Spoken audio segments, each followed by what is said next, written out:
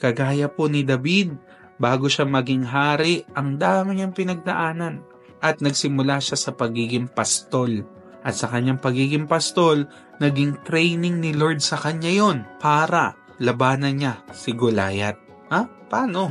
At yon, ang training ni Lord sa kanya, walang ibang nakakakita kundi siya, si Lord, at mga tupa ni David.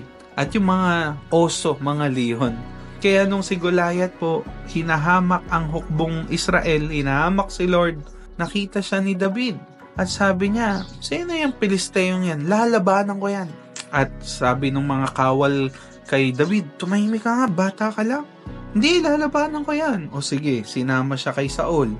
At sabi ni Saul sa kanya in 1 Samuel 17:33, hindi mo kaya yung Pilisteyong yon.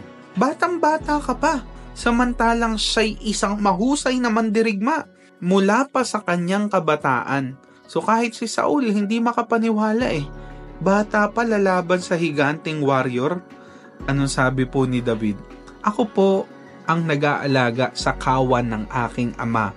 Kapag ang isa sa mga tupang inaalagaan ko ay tinatangay ng leon o oso, hinahabol ko po ito at inaagaw ang tupa.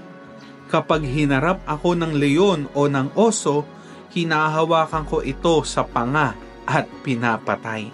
So naalala ni David yung paano niya nilabanan yung leon at oso.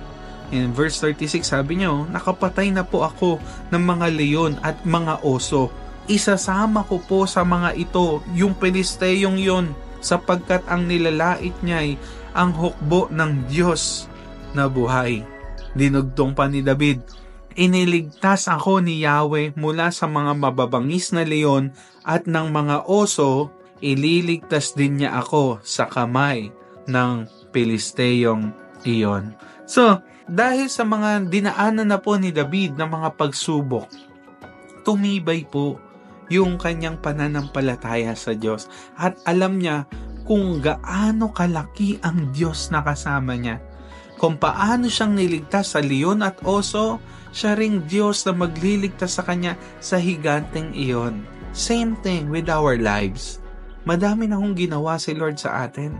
Madami ng tulong, madami ng pagpapagaling, madami ng paalala, madami ng blessing, madami ng pagprotekta sa iyo ni Lord, dami na. At gamitin mo na ngayon, kapatid, para tumibay ang faith mo sa Kanya sa bawat araw.